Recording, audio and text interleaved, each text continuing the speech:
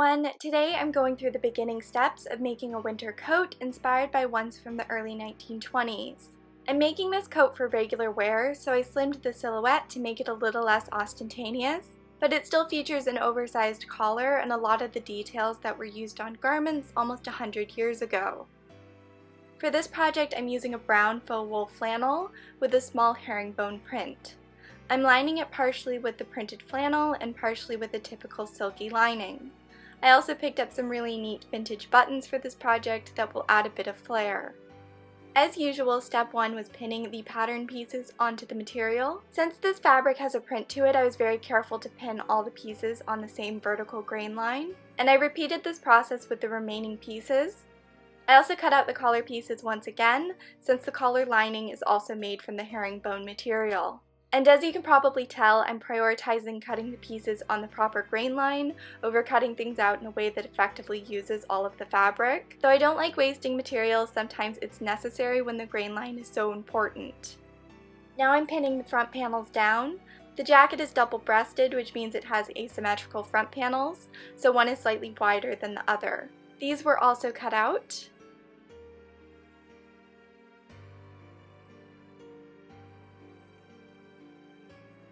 And once all the pieces were cut out, I used chalk to mark the gathering points at the waistline. I also marked the point where the collar will attach.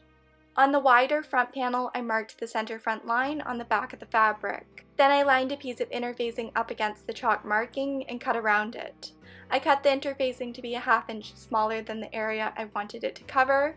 This way it won't interfere with the seam allowances and add any additional bulk. And I'm interfacing this portion since it will have snaps and buttons sewn to it, and I want it to keep its shape. Now I'm cutting out the interfacing for all the collar pieces. I laid the pieces down and traced around them, then cut a ½ inch away from the lines, once again avoiding any additional bulk in the seams. I did a sort of sloppy job on this, which I regret. Even though the collar worked out, I think the end result would have been better if I'd taken more time with this step.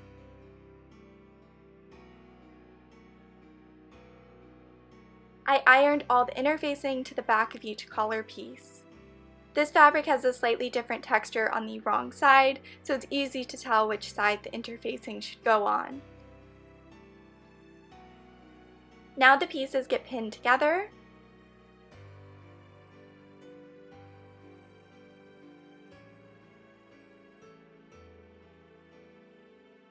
I pinned the back panels of the bodice together as well.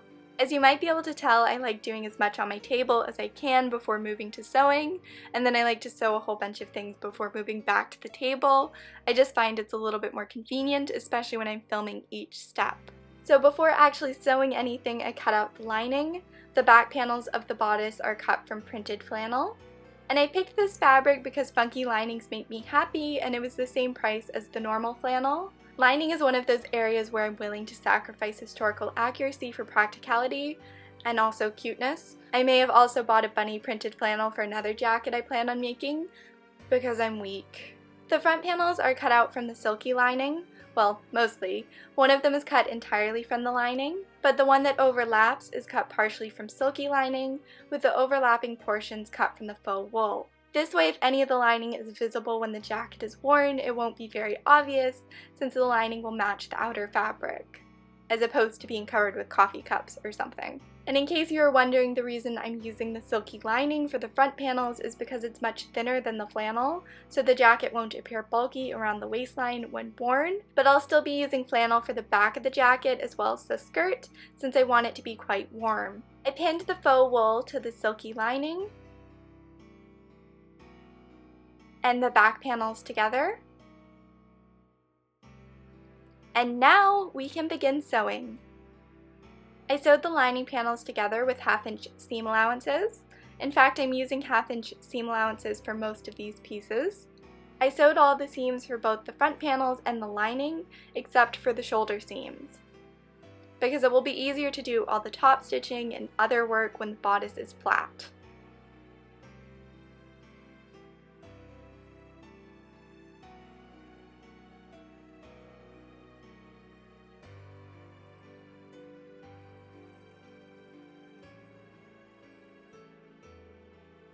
The collar panels were sewn together as well, once again with 1/2-inch seam allowances.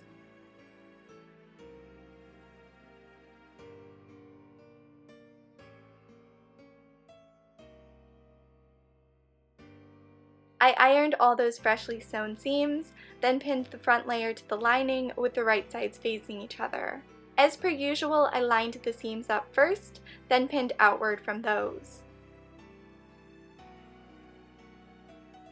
I repeated this process on the collar as well, except this time I was more focused on getting the points to line up than the seams.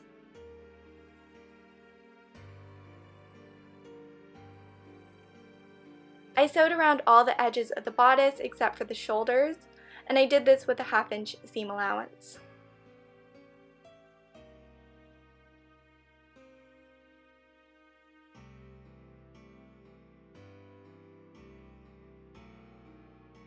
Next up were the collar panels.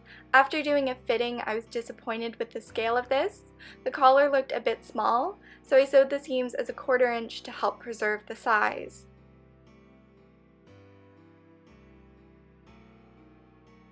I trimmed all the corners and curves, then turned the collar the right way out. I used a pencil to make sure all the points looked nice and sharp. I did the same thing for the bodice. I trimmed the sharp curves and corners, then turned it the right way out.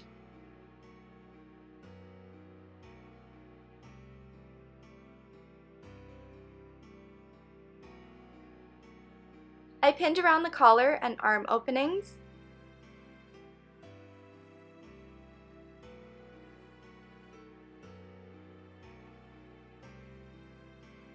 Using brown thread, I stitched around those edges.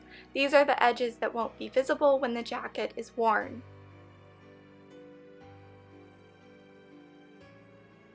Then I pinned around the rest of the edges, and I sewed around these edges with contrasting thread in a peachy orange color.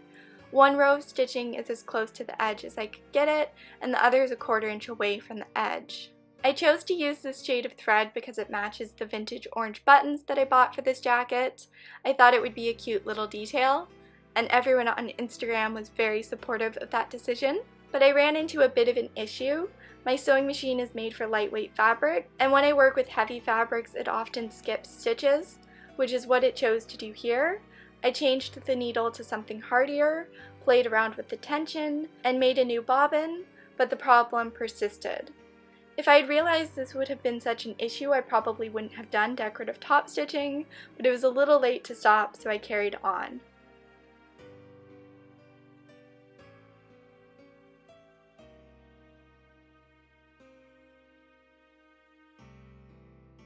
I pinned around the edges of the collar to make sure they were defined the way I wanted.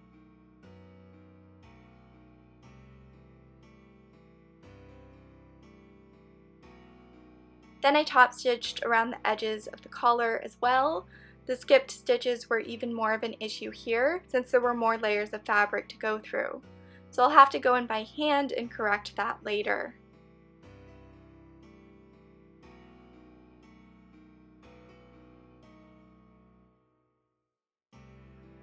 With the collar done for the time being, I went back to work on the bodice. Using 2 strands of thread and a running stitch, I gathered the front panels down between the chalk markings I made earlier. I pulled the thread as I went until the material was gathered down to around 3.5 inches.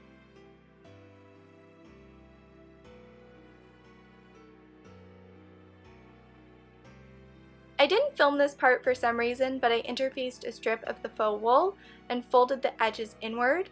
This will serve as the jacket waistband and was pinned along the bottom edge of the bodice. I sewed this on by machine with contrasting thread, and I only sewed really close to the edge, but I think I'm going to go back in and sew a 1/4 inch away from the edge as well, so it matches the top stitching on the collar and the front of the jacket. And with that done, I went ahead and sewed the shoulder seam with a French seam.